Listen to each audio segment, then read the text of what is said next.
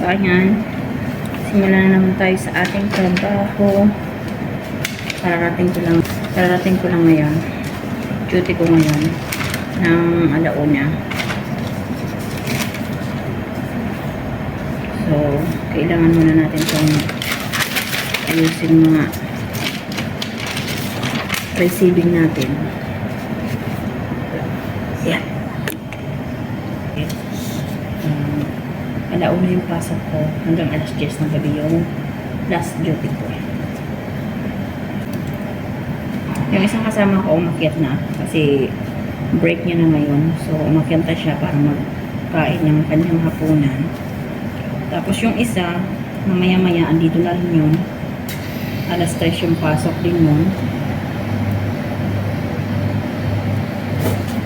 So, ako ang nauna na naman. So, kailangan gawin natin yung ating obligasyon.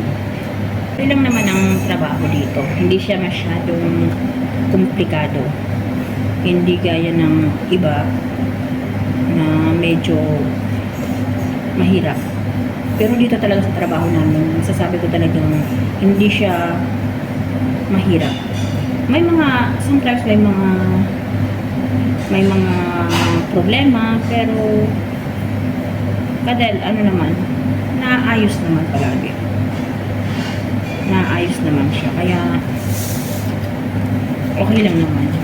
Nasanay na rin naman ako sa ginagawa ko. Kaya para sa akin, hindi na siya masyado mahirap. Pero kung ikukumpara mo yung trabaho ko dito sa trabaho sa ibang company is masasabi kong hindi.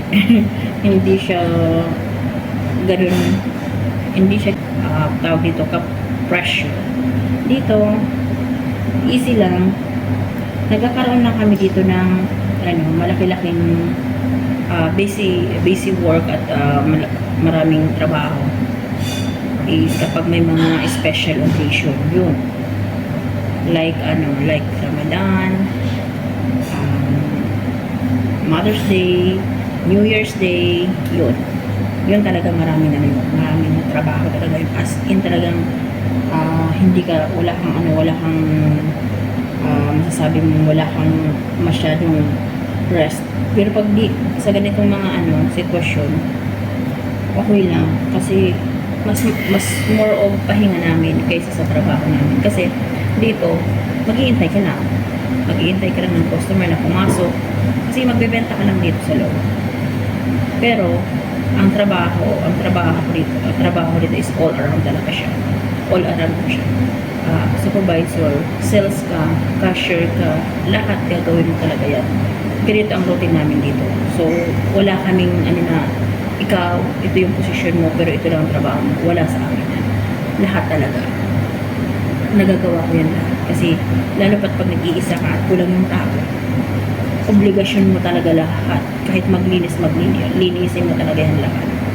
So, lahat, all around talaga yan. Yan ang trabaho ng dito. So, wala ditong sabing, ito lang yung trabaho mo, dito ka lang, yung posisyon mo, dito ka lang. Pero, sa amin kasi hindi naman gaano kalakihan yung kumpanya na nakasukat ko, pero stable siya, stable na company. Tapos maganda yung kanilang mga pamamalakad at hindi sila masyadong mahigpit. Yun lang naman ang importante. Kahit na sabing maliit ang kumpanya nyo, hindi gaano kalakihan, ang importante doon, lahat ng benefits, lahat ng is ibibigay sa inyo. Yun lang ang ma-secured mo talaga kapag nagtrabaho ka sa company natin. Kaya, okay po. Kaya, laki naman kami na mga staff dito, mga staff ng aming kumpanya na napakaayos ng aming company.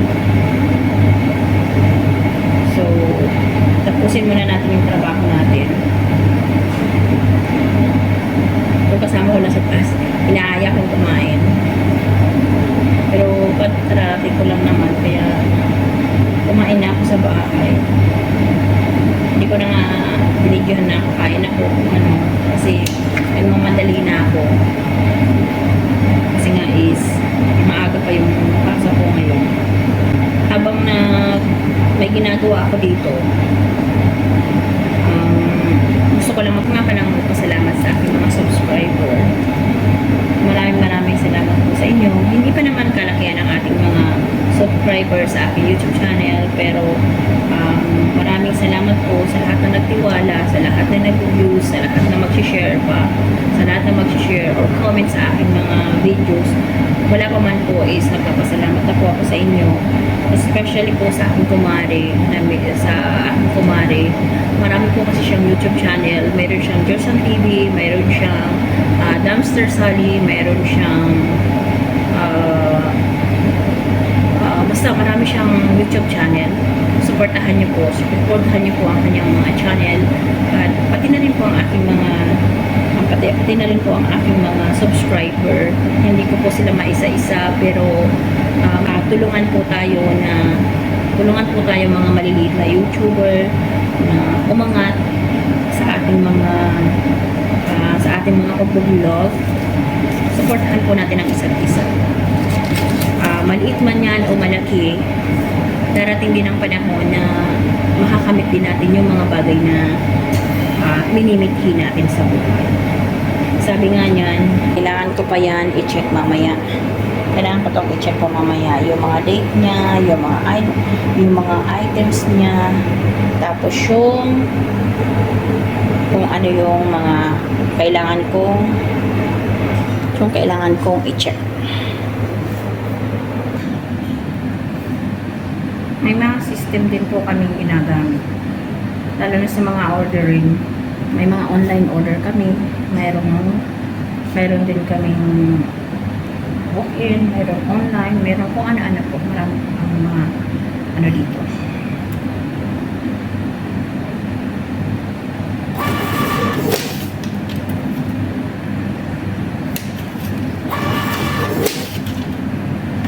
Sa pag-order po sa amin, tatlo po yung ginagamit naming system sa mga ordering. Hindi man to familiar sa inyo siguro, pero dito ito yung ginagamit namin. Meron kaming talaga at meron kaming online, meron kaming delivery. Yung tatlo po na yan, pwedeng mag-order ang mga customer dyan. For delivery po yan. Yan po ang ginagamit naming system dito. Tapos, more of walk-in customer. So, pag may okasyon, busy talaga kami kasi dahil minsan sa mga ordering online talaga, marami kaming ordering online. So, busy kaming masyado niyan. Pero pag mga ganitong normal lang, ganun lang, normal lang talaga yung normal lang yung flow ng customer. Minsan, tinan mo nga, wala pang customer. So, mag-aantay na lang kami ng customer. Tapos, pag may customer, yun na lang ina-assist namin. Ganun lang ang trabaho namin dito. Hindi man naman masyadong mahirap. Kaya, nakaka-relax kami dito. Upo lang, minsan nakakapag-relax na makakapupo. Tapos pag gusto namin mag-snack or something, meron kaming taas. Meron kaming taas doon kami kumakain. Sometimes pag halimbawa mag-isa ka lang, dito ka lang tapos pwede ka naman mag-coffee, pwede available lang dito. Hindi naman pinagbabawal dito na dito ka kumain sa lab sa pero hindi yung pagkain talaga. Yung magdi-drink ka lang ng coffee, mag-i-snack ka, okay lang yun. Pero kung kakain ka ng solid food, lalo na may taas naman kayo, kung may kasama kayo, pwede kayo sa taas. Pero kung mag-isa kayo, pwede naman, pero pag may customer, yun nga lang, syempre, kailangan mo i-stop yung kinakain mo, itatago mo, para di nila makita. Ganun lang po. So, ayusin ko muna yung order para baka dumating na yung driver. Yung driver, tukunin mo na yung order. Thank you. Afan. So, ayan. Kinuha na ng driver yung order. Sa alis na yan siya. So, ganun lang. Pag nakuha na yung order, alis na yung driver. So, tayo naman ay papalo na natin to sa system natin.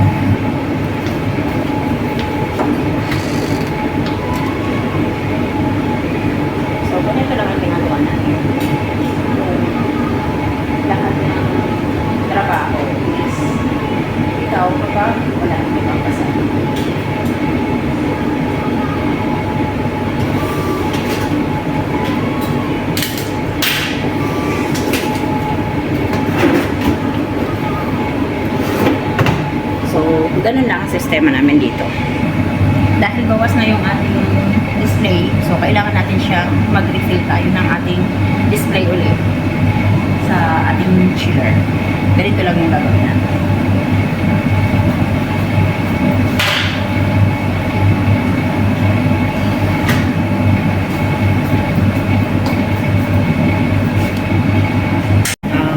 Sa YouTube, sa mundo ng social media is napaka-common na dito tayo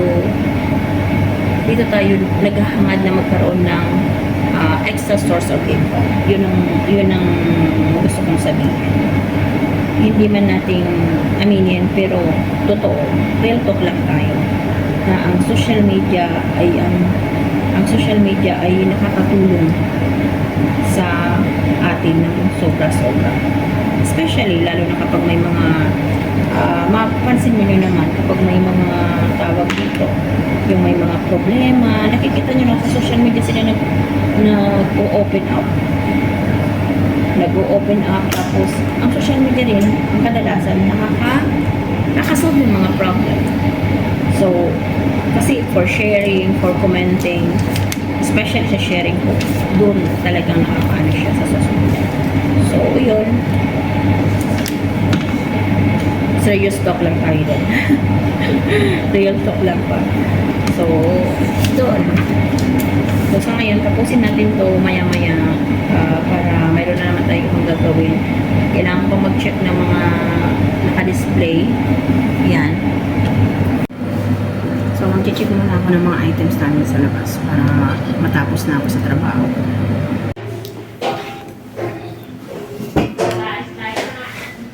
So, ayun guys. Snack muna tayo. It's my free time. Kaya, mag-snack muna tayo. Mamaya-maya, baba na lang tayo. Sa ngayon, kain muna tayo kasi umaga tayong pumasok. So, kailangan natin mag-snack. Binuksan ko na yung cola. Tapos, sandwich. Sandwich na ano ko siya, nilagay ko siya sa pan, nilagyan ko siya ng butter, tapos nilagyan ko siya ng cheese.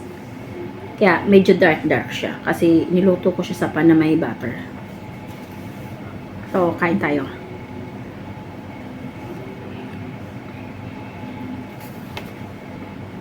Ito pala yung ano. Ito yung stock room namin. Dito ang aming tambakan ng mga gamit. May table din kayo malaki. Dito kami kumakain. May sarili din kami microwave. May sariling initan. Andun din yung mga gamit namin. Ayan. Kaya, pwede kami dito kumain. So, kain muna tayo. Ninugay ko yung buhok ko kasi basa pa siya. Tinali ko kasi ng basa pa kasi pagdating ko dito is di man kami pwede maglugay ng buhok. Kailangan nakatali ang buhok namin kasi pagkain nga ang aming tinitinda. Bawal na mahulugan ng ng buhok yung mga paninda namin. Kaya napaka-stricto nila na kailangan itali ang buhok. Kaya wala kang makikitang hindi nakatali ang buhok, hindi nakasombrero kasi hindi pwede yun sa trabaho namin. Dapat sa field na mga pagkain yung iyong ibinibenta. Kadalasan talaga dito nakatali ang buhok, nakapuyong, tapos may kung anong pantakip sa buhok. Ganun ang ginagamit dito. So, kain muna tayo kasi mamaya bababa pa ako.